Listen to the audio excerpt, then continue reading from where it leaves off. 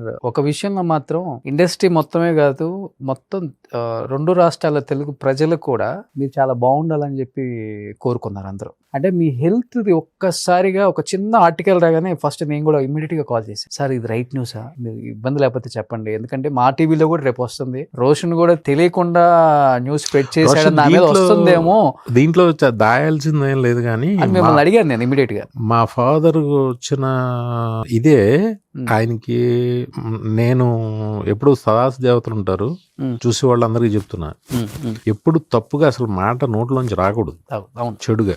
మా నాన్నగారికి రాగానే నేను అన్నానట ఇది నన్ను కూడా వదలదు అని అప్పుడు విన్న వాళ్ళు చెప్పారు. సడన్ గా నాకు మోషన్స్ స్టార్ట్ అయినాయి.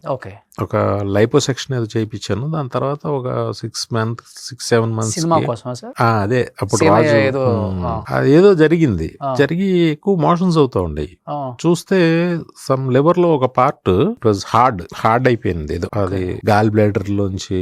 వాళ్ళ టెక్నికల్ పదాలు అవి చెప్పారు కానీ అప్పుడు కూడా మా ఫాదర్ ఏదో గట్టిపడిందో ఇలా మాట్లాడేవారు.